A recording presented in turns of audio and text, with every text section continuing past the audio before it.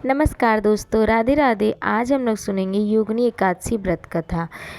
योगिनी एकादशी व्रत कथा में जो भी इस व्रत को कर लेगा उसको 78,000 ब्राह्मणों को भोजन कराने का फल मिल जाएगा। इसलिए इस एकादशी को ज़रूर करें।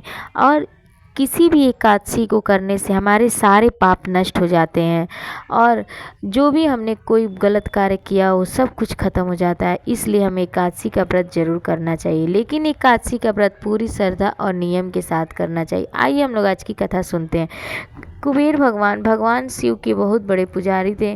पुजारी होने के कारण वह उस राज्य में भगवान शिव की जब पूजा कर लेते तभी कुछ कार्य करते थे। तो उसी राज्य में एक माली था। वह माली रोज़ सरोवर से फूल तोड़ के ले आता और उनको कुबेर जी को देता। वह भगवान शिव की उन फूलों से पूजा किया करते थे। पूजा करने के बाद ही वो कोई कार्य करते थे। रोज़ का उनका प्रातः काल का वही रूटीन था। एक वो जो माली था वो उसकी पत्नी बहुत ही सुंदर थी। वह अपने पत्नी से बहुत प्यार करता था। इसलिए एक दिन वह फूल लेके आया और वो फूल लेके कुबेर के घर नहीं गया, वह अपनी पत्नी के पास चला गया और अपनी पत्नी से प्रेम प्रसंग करने लगा। इधर कुबेर का समय बीतता जा रहा है। वह सोच रहे हैं कि अभी तक फूल क्यों नहीं आए, बिना फूल के शिव जी की पूजा कैसे करें। फिर वह अपने सिपाहियों को भेजते हैं। सिपाही उसके घर जाते हैं तो देखते हैं वह अपनी पत्नी से प्रेम प्रसंग कर रहा है। वह आके राजा को बताते हैं। राजा क्रोधित हो जाते हैं और वो सोचते हैं कि उसे आज भारी दंड दिया जाएगा।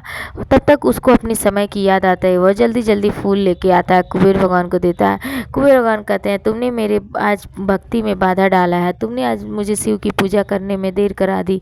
आज मैं तुम्हें श्राप देता हूँ कि तुम जिस शरीर पे इतना अभिमान कर रहे हो वह तुम्हारा पूरा शरीर कोढ़ का हो जाए। तब वो कहने लगा, नहीं, मुझे ऐसा श्राप मत दीजिए। वो कहते हैं, जा, तूने मेरी भक्ति में बाधा डाला है, अब आज से तू भी अपनी पत्नी से हमेशा के लिए दूर हो जा और पृथ्वी पे चला जा। श्राप पाते ही उसका पूरा शरीर कोढ़ से हो गया और वह पृथ्वी पे आ गया। पृथ्वी पे आने के बाद वह इधर उधर भटकने लगा। भटकते भटकते एक बार उसे ऋषि के दर्शन हुए। वह ऋषि मार्कंडेय ऋषि थे। ऋषि के वह दर्शन इसलिए पाया क्योंकि वह भगवान शिव की आराधना के लिए पुष्प पहुंचाता था।